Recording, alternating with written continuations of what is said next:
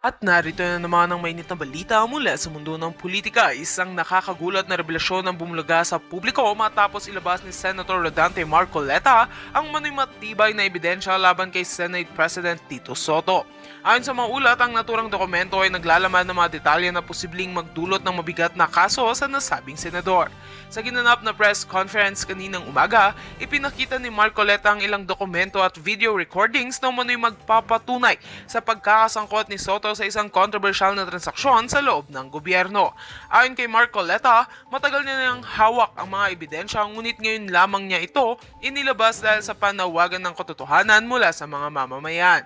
Hindi naman ito pinalampas ng kampo ni Soto. Sa isang maikling pahayag, itinanggi ng dating Senate President ang mga paratang at tinawag itong political demolition job.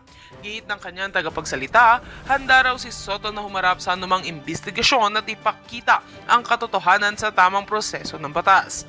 Samantala, nagpahayag ng interes ang ilang membro ng Kongreso na ipatawag si Marcoleta at Soto sa isang joint inquiry upang malinawan ang publiko sa naturang issue. Patuloy namang umaasa ang taong bayan na ilalabas ang buong katotohanan at mananagot ang sinumang mapatunayang lumalabag sa batas. At yan nga ang mga balitang ating pagkakatutukan, at kung bago ka pa lamang sa aking channel ay huwag kakalimutang mag-like, share and subscribe para updated ka sa mga bagong balita dito sa Tatak Pinas.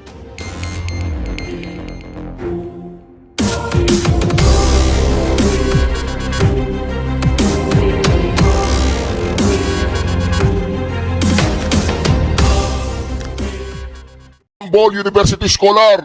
Tito, asan yung Pepsi ko? Asan? Asan yung Pepsi ko? Wala. O ito na po mga reaksyon. Sir. Magandang umaga. Isa, Nimpa, magandang umaga sa atin lahat. Ayan, salamat po sa pagpapaunlak kahit po boses parang may ubot sipon si Senator. Opo. Senator, ito po, kaagad-agad yung tungkol po sa investigasyon ninyo sa mga maanumalyang flood control projects. May mga nagtatanong po, bakit ho walang hearing nitong nakarang isang linggo at canceled ito pong supposedly ay nakaschedule po na hearing sa Wednesday, sir? Okay, nung Friday, tumawag kasi nag-text si Senator JV Ercito, no?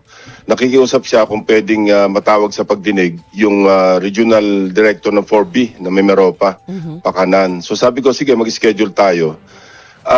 Kaya lang, chinek ko na rin para ma-maximize yung diskusyon. Chinek ko na rin yung opisina ng Executive Judge ng Manila kasi nagsasagawa ng investigation. Katunayan, pinadala ko yung mga specimen signature ni Atty. Espera kasi sumulat siya sa Blue Ribbon. So meron kaming standard signature niya. Oh, yeah, ito. Ang problema mga ka-reaction, wala naman doon sa notaryo eh. Ang problema, nagsalita si Gutesa, notaryado, hindi notaryado yung kanyang salaysay, ay valid yun. Pero bakit nakapokus itong si Pinky Lacson doon sa notaryo hanggang ngayon? Nakapokus po siya sa notaryo. Bakit? Mapuputukan yung kanyang Diyos-Diyosan. Mapuputukan yung kanyang amo na si Tamba tsaka si Bongbong Marcos. Kasi nagatid na po ng pera doon sa Aguada, Malacanang. At kailangan niya para ipabusisi sa NBI, no, sa handwriting expert. Nasa ganoon, malaman kung sino sa kanila ni Gutesa nagsasabi ng totoo. At the same time, pinatawagan ko yung DOJ kung gusto talaga niya madisbar itong si Espera. Huwag ka mag-alala, Pinky. Nagpunta na doon sa MTC ba yun? Si Senador Rodante Marcoleta, ipapadisbar daw niya si Espera. Paano niya makukuha yung dry seal ni Espera? Pinasok niya ni Gutesa. Anong dahilan? Anong kanyang rason para pikihin yung notaryo? Para maging kapanipaniwala yung kanyang salaysay? Ganoon. Ang level ng iyong thinking pagdating sa rule of law, oy Pinky, napakababaw. Mababaw pa doon sa totoo bang merong tell-all affidavit yung mga diskaya. Pareho ang tugon, hindi available, at yung sa Executive Judge, pinadala sa NBI pa yung specimen signatures ni Atty. Espera, kaya mga kulang daw isang linggo bago lumabas yung resulta. Bakit signature ang pinag-uusapan? Talaga nililigaw ni Pinky Lacson. Oy Pinky, bakit mo nililigaw? Wala na, mute and academic na yung signature ni Espera, mute and academic na. Wala nang ano yan, wala nang bigat yan. Doon sa salaysay na binigay. Sworn, under oath, nagsalita si Espera sa harapan mo. Bobo ka ba talaga, Pinky? O talagang sunod-sunuran ka ni Romualdez? Sino ba ang iyong pinoprotektahan, Pinky? Wag mo sabihin na ilas ko ng huray to para sa bayan na to, ganun-ganon. O, i-reactionan natin yan. Ibig sabihin, yung una mong paglilingkod o nakaposisyon ka bilang senador at hindi para sa bayan, ang para sa bayan lang yung pinakahuli mong panahon sa yung political life. Ganon. O, tuloy. Ganun na din DOJ, medyo parang vacillating yung mag-asawa at hindi raw talaga definite kung talaga magtetel all o hindi. So having said that, tumawag pa si Senate President Soto, sabi niya, may mga kasama yata kami na wala na dito sa Metro Manila dahil nga nag-suspend yung session. At pangalawa, merong pakiusap ni si Senator Sherwin Gatchalian na kung pwedeng ma-prioritize yung budget deliberation, budget hearing sa komite. Dahil nga pagkatapos ng break namin, isa-submit na itatransmitan ng House yung tinatawag na House Gab. Opo. So may conflict pa rin sa Commission on Appointments kasi meron kaming pagdinig sa Wednesday. So yun ang mga sabi ko, sige, di-postpone na lang muna natin, cancel na muna natin. Tingnan natin kailan magluluwag at doon tayo tumawag ng pagdinig. So ang status po ngayon ay suspended, sir, ang investigasyon ng Blue Ribbon Committee. Suspended pa rin kasi suspended naman yun nung nakaraang pagdinig So nananatiling suspended until further notice kasi hindi natin alam kung kailan magkakaroon ng puwang para sa susunod na pagdinig. Katunayan, nakaready na nga yung subject to my approval, yung guest list, no? Tentative. Kasama doon si dating Speaker Romualdez na ang usapan namin ni Senate President, sa halip na imbitahin diretso, ipapadala yung request kay Speaker Faustino de Pip at yung kay dating Congressman Saldico, ipapadala yung invitation sa kanyang bahay. Kasi yung po yung nagiging insinuation, Senator Lacson, na ang palibasa na banggit na si Romualdez at tigil yung investigasyon. Iyan ang mga binabanat ng mga ilang netizens, lalo yung mga bashers. Ganito lang yan. Alam nyo, lahat ng chairpersons, lahat ng komite sa Senado o sa Hausman, we serve at the pleasure of our peers. Kasi elected kami ng aming mga peers, particular na o primarily ng members na majority block. So may mga, sabihin na natin may mga disappointment na ina-express yung aking mga kasamahan sa Senado. Narinig natin si Senator JV, Senator Sherwin, ganun din, nakapag-express ng kanilang sentimiento. Now, sabi ko, hindi naman ako nagsisilbi bilang chairperson ng Blue Ribbon Committee at the pleasure of President of the Philippines, at the pleasure of netizens, at the pleasure of bashers, at not even at the pleasure of the public. I serve at the pleasure of my peers. At kung nagkukulang na ng pagtitiwala yung aking mga kasamahan, yung especially kung mas marami sa kanila, hindi na masaya sa aking pag-handle sa Blue Ribbon, maybe, naisip ko na rin ito, maybe stepping down is an option. Hindi stepping down yan, naririnig mo, mapapalitan na si Tito Soto. Mapapalitan na yung Senate President, naririnig mo yan eh. Ngayon, para hindi ka masyadong mapahiya, uunaan mo na yung partner mo, mag-stepping down ka dyan. Pag nag-stepping down ka dyan, wala na. Sinong papalit niya sa'yo? Si Marcoleta. Wala namang gustong gumawa niya sa Blue Ribbon Committee, lalo na pinag-uusapan si Romualdez eh, saka si Bangag eh. Sir, kino-consider niyo po yan? Yes, dahil nga sa mga naririnig kong mga pahiwatig ng aking mga kasamahan, isa sa mga konsiderasyon ko mag-move na lang o magsabit ng aking resignation bilang chairperson at humanap sila ng ibang pwede maging chairman ng Blue Ribbon Committee. Meron ganon. Meron ganon. Hindi ka pinagkakatiwala ng mga kasamahan mo sa majority bibilang isang Blue Ribbon Committee. Meron ganon. Bakit meron ganon? Kasi nararamdaman nila, ay pinoprotektahan kayo, mantakin mo, lumabas si Gutesa, ang imbes na paniwalaan mo si Gutesa, ang pinaimbestiga mo si Gutesa.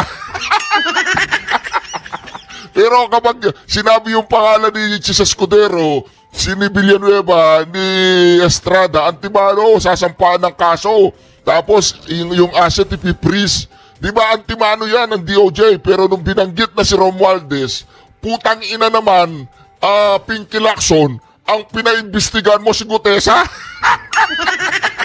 Lahat ng mga kasamaan mo dyan sa majority napapaputang ina sa'yo. Grabe ka, Pinky. Pinag-isipan ko na yan nung dati nga because nga dito sa mga bagong mga developments na naririnig ko yung mga statements ng aking mga peers, aking mga colleagues, particular na sa majority bloc. Pero sige, Isa. Sorry, kung kayo po ang tatanungin, sa palagay nyo ba, hindi nyo na-handle ng mabuti yung trabaho as Senate Blue Ribbon Committee Chairperson? Kasi nito mga nakalipas na pagdinig, aminin po natin, ang dami namang na-reveal, di ba? Ang daming lumabas. At saka mas gumanda yung takbo. Observation Oo. na mas gumanda po yung takbo ng Ako, investigation. personally, medyo nagulat ako na may ganun pala. O, di ba? Nagandaan sila nung lumabas si Gutesa. O, nung sagot mo, Pinky. Kung ako tatanungin, siyempre sasabihin ko, maayos ang aking pag-handle. Dangan nga lang, lagi may gumugulo. Hindi pa nga nagsisimula yung pagdinig, pagkatapos ng court order, meron na agad ng gugulo. So doon nagkakaroon ng perception na hindi maganda yung pag-handle. Pero I think, Hindi nang gugulo si Marcoleta. Tinatama lang niya. Gusto ko nyo kasi yung tunog ninyo lang ang masusunod eh. Di ba? Kaya nga merong ano yan eh, merong forum eh. Merong forum yan eh. O, sinasabi ni Marcoleta, mali ka. Mali ka, ganito yan. O, edi tama mo si Marcoleta, hindi mo naman siya kayang i-rebuttal. Di ba? Hindi nanggugulo si Marcoleta. Ang mga nanggugulo yung mga nagnakaw ng bilyon-bilyon, trilyon-trilyon, kaya tayo nagugulo sa bansang ito. Sila yung nanggugulo, hindi si Marcoleta. Oy, Pinky, umayos ka. and I honestly think na maayos yung aking pag-handle. Pero sabi ko nga, nagsisilbi naman ako bilang chairman at the pleasure of my peers. Kung wala silang tiwala sa akin, kung mayroon sa kanila walang tiwala, then hindi naman ako ganun kamanhid para hindi ko maramdaman yon dahil nga nakapag-express na sila ng disappointment. Opo. At kung ang dahilan dahil meron nasa sangkot, meron mga pangalan ng aking mga colleagues na nababanggit. Sabihin na natin, dating Senate President Escudero, si Senator Estrada, Senator Villanueva. Ang tingin nila, bakit ang pinupuntirya, rightly or wrongly, at sasabihin ko, false yung narrative na nasusundan na pinupuntirya ko lang yung aking mga kasamaan at iniiwas ko. Tama naman eh, pinupuntirya mo lang yung mga kasamaan mo, iniiwas mo talaga kay Romualdez eh. Nung binanggit si Romualdez ng Gutesa, sino yung pinaimbestigahan mo? Si Gutesa, di ba? Doon sa sinasabing mismo mga arkitekto ng lahat ng ito na sina dating Speaker Romualdez at dating Congressman Saldico. Well, I'm telling you, that's a false narrative. Pero kung ang pananaw ng aking mga kasamahan sa mayorya, gano'n na nga ang tinutumbok na direksyon ng Blue Ribbon Committee hearings, sino naman ako para mag-insist na mag-chair pa ng committee? Opo, pero nakausap niyo na po si Senate President Soto regarding po dyan sa usapin na yan? Hindi pa. Nagka-craft ako actually ng letter papunta sa kanya, pero ito kailangang i-manifest sa floor. So magpe-plenary session naman kami bago matapos yung ito bago mag-recess. So palagay ko doon ko dapat ihayag ito. Pero yun nga, dahil nga sa aking pananaw, dahil nga sa aking mga naririnig na mga pahiwatig na aking mga kasama, hindi naman ako ganong kamanhid o hindi rin ako ganong kasidi ang kagustuhan na maging chairman ng Blue Ribbon Committee. Maybe sa kanilang pananaw, merong mas magandang pwede mag-handle, di iwanan ko sa kanila yon.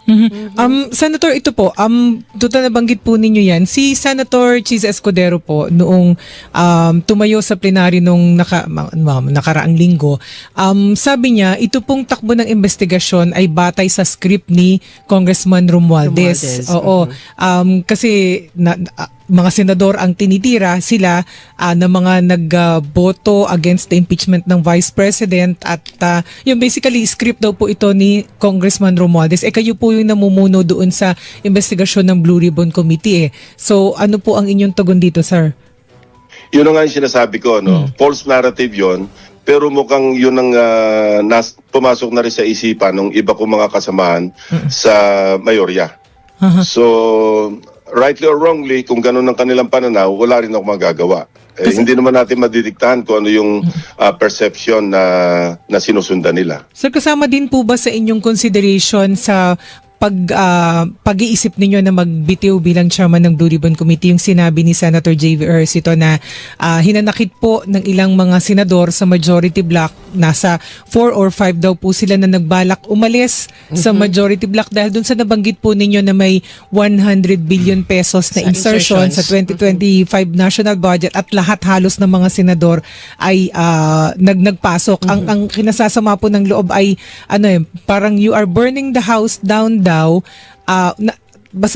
Parang burning the house down, nalilingatan na ang tunay na pinag-ugatan ng problema ay Kamara. Parang napupunta po sa Senate ang focus. Actually, nag-usap kami ni Senator JB at sinabi niya na yung kanyang pahayag na yon nangyari bago kami mag-caucus, yung majority caucus, na kung saan pinuluanag ko naman sa kanila kung ano yung overarching reason kung bakit ko binanggit yon. Hindi para patungkulan, hindi para ibagsak yung aking mga kasamahan, kundi para magising lang kami sa katotohanan na galit na talaga rin yung mga tao at maghunos dili na kami doon sa napakalalaking mga insertions. Hindi yun ang ibig mo sabihin, Pinky. Ang ibig mo sabihin, Pinky, nung binanggit yung tatlo, Antimano, nagkaroon ng freeze sa kanilang asset. Itong si binanggit yung mga kongresista, Pinky, makinig ka para matauhan ka. Yung binanggit yung mga kongresista, wala man lang kayong, yung DOJ, wala man lang pinris sa mga kongresista. Tapos, iniiwas mo kay Martin Luther King, at saka dito kay Tambaluslos, kay Bangag, kay Saldico, yung usapan. Si Saldico lang pala ang Hindi ko dinidiin naman ninyo. sinabing yung insertion. Diba? Tama, huwag ka muna magsalita. Nagsasalita pa ako eh. Nagsasalita pa yung tao eh. Ginugulo mo eh. Ikaw naggugulo, hindi naman si Marcoleta eh. Diba? O sige na nga, magsalita ka na. Illegal or improper. Kasi ang insertion amendments yan, piniliwanag na rin yan ni Senate President Soto doon sa kanyang manifestation nung after nung aming majority caucus. At ganoon din naman ang aking pahayag. Wala masama sa amendments. Kung nagkaroon tayo ng amendments, hindi naman masama yun. Ang masama, kung sa amendments mo ba, naglagay ka ng proyekto, mga infrastructure project, flood control man o hindi, pagkatapos nakialam ka sa implementasyon at Favoring kumuha ka ng your- komisyon. Yun ang illegal. Yun ang talagang hindi karapat-dapat.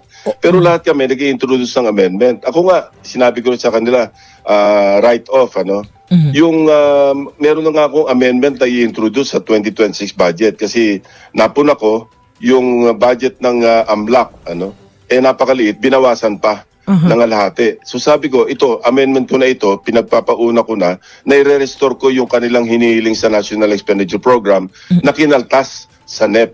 So lahat kami merong amendments Wala namang masama mag-amend. Wala namang masama mag-insert. Wala masama na mag-realign. Hindi yun parang indictment na lahat kayo masama dahil kayo may insertion. No. In-explain ko kanila yon. So sabi sa akin ni Senator JB, yung nasabing pahayag, bago mag-caucus, pero sabi ko nga, naipaliwanag ko na yan during the caucus. Now, kung meron pa rin masasamaan loob, wala na rin yung magagawa. Kasi ako, tinitingnan ko lang naman, noon nga meron pa nagpuna, hindi ko na sasabihin kung sino, na bakit naman ganon? Lahat kami masama, ikaw lang pogi. Ang sagot ko sa kanya, I take offense because hindi ko naman kailangan mag-stockpile ng political capital kasi last term ko ito. Yung mga nagsasabi ng last term na ganyan, may plano silang tumakbong presidente. Kaya lang, itong si Pampilo Lacson, mayroon siyang yung grandeur, yung illusion. Nag-i-illusion pa siya na gustuin siya ng taong bayan na maging presidente. Oy, Pampi, gumising ka. Gumising ka. Nagtataka nga ang taong bayan, ba't nanalo ka eh? Tsaka si Tito, tsaka si Bam, tsaka si Kiko. Tawagan ko si George Garcia, tanungin ko sa ba't nanalo kayong apat eh. Diba, tatanungin ko, binoto kayo ng taong bayan, bravo kung binoto kayo ng taong bayan. Wala akong any further political ambition or any political plan after my term ends in 2031 or even before that, wala akong ibang political plan. Baka din po kasi... So, Sir, sana kapag- wag ako paghinalaan na nagpapapogi at the expense of my colleagues. Mali po yun. Senator, maari ho ba na kaya sila nagdamdam nung sinabi ninyo na halos lahat ay merong insertion, maring nag-worry na ilabas ninyo yung pangalan. Siyempre po, mangangamba yung pag sinabi kasi, nag-insert na.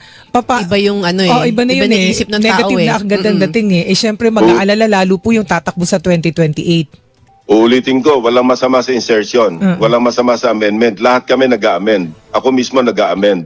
Pero ikaw, ang pagkakasabi mo kasi, 100 billion insertion halos lahat ng mga senador. Di ba? Kaya yung dating yung impact ng intention mo talagang impactful di ba? Impactful pala.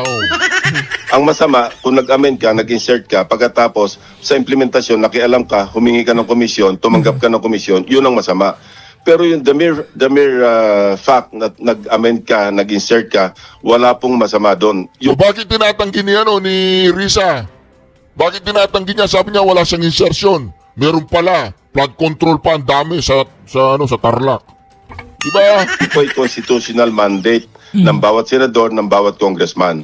Wala pong masama doon. So, I was only stating a fact na umabot ng mahigit-higit 100 billion ang total. Anong masama po doon? Kung sa tingin ng mga senador ng 19 congressman o 28 congressman o 18 congressman, kailangan i-amend yung National Expenditure Program o yung House Gov, kailangan baguhin sa pamamagitan ng mga amendments. Wala pong masama doon. Yun ang na-explain ko sa kanila. Ang masama lang, yung bang, di ba mismong ang Pangulo nagsabi, doon ako nanggagaling Bago siya nag-veto, bago sila nag-FLR, sinabi niya hindi niya na makilala yung NEP. At pati yung ibang regular budget nalipat sa unprogrammed appropriations. At pati yung foreign assisted project, napakialaman, nabawasan. So doon ako, alam niyo naman ang passion ko pagdating sa budget, sa national budget. Gusto ko pangalagaan yung ating national budget. So, yun lang naman ang aking punto. Kung mag-aamen tayo at mapupunta sa lalo sa mga local infrastructure projects at ma-discarrel yung mga high priority projects, ang tatamaan dyan yung ekonomiya. Kasi itong yung mga high priority projects pinag-aralan na matagal at ito'y national direction ng tinatawag na medium development plan. Kung pati yun nasaktan, natanggal at nalipat sa mga pet projects ng kung sino, yun ang parang sa akin lang, hindi naman sana ganong kalaki. No? Dati naman kami nag-a-amend pero hindi umabot sa Senate pa lamang. Lalo sa House, mas malaki. Opo. So sir, siguro masama din kasi dun sa amendment o insertion, pag halimbawa yung in-insert na punta doon sa favored na kontratista, bukod dun sa nakialam doon sa implementation. Pero sir, binalak nyo po ba na ilabas yung pangalan ng almost all senators na nag-insert? Kasi malamang po yun ang pinangamba, tama ho ba? Kasi kakabit yun sa pangalan nila lalo mag-eleksyon. Hindi naman yun ang tumbok ko Ang tumbok ko nga, yung overarching reason, yung dahilan. Yung insertion mismo. Yung insertion mismo. Hindi ko naman hangad na ilagay sila on the spot. Ito'y piniliwanag ko sa nila. I never intended to put anybody on the spot. Yung sa akin, yung kabuuan, yung magbago tayo ng polisiya pagdating sa legislation, lalo sa deliberation national budget, medyo bigyan naman natin ng konting galang yung pinag-aralang National Expenditure Program na kung saan nanggaling ito sa mga local development plans at ito'y na-endorso ng Regional Development Councils. Ang nangyayari kasi pagdating sa Kongreso, sa Senado, ina-exercise yung sinasabing power of the purse, which, again, sasabihin ko, wala ring masama kasi nga nasa mandate namin, yung constitutional mandate yun, na reviewin ng Kongreso, both houses, ang National Expenditure Program o yung President's Budget. Opo. Pero pagka ito'y naabuso na at napunta na doon sa hindi na pag-aralan, hindi na endorso ng Regional Development Councils, ang tatamaan dito, yung ekonomiya ng Pilipinas. Ayun. Sir, ito po, mabalik lang po namin doon po sa investigasyon. So sir, basta tuloy pa rin po yung investigasyon. Nandyan pa rin po yung planong imbitahin sina Congressman Romualdez at Congressman Zaldico. It's a matter of yung petsa lang po, yung setting po ng petsa, sir. Mulat sa pool, sinabi ko naman yun kung saan kami dadala ng ebidensya. Kasi noon, pinipilit nila imbitahin agad si Speaker Romualdez. Anong basihan? Apo. Katunayan, nung bago pa lumabas si Sergeant Gutesa, gusto na nila imbitahin Anong basis? Anong basis? Binanggit sila ni Carly Iskaya, binanggit sila. Oh, di ba? O binanggit din ni anong basis sa tanungin mo, bakit? Ang gulo mo naman pingi. Anong basis daw? Di ba? Anong pangalan niya? Si Saldico. Siya yung appropriation chairman. Anong basis doon? Tanungin mo yung Diyos-Diyosan mong si Tamba. Oy, Pinky, tanungin mo siya, bakit nasasangkot si Saldico yung best friend mo? Anong kinalaman mo dito? Ganoon.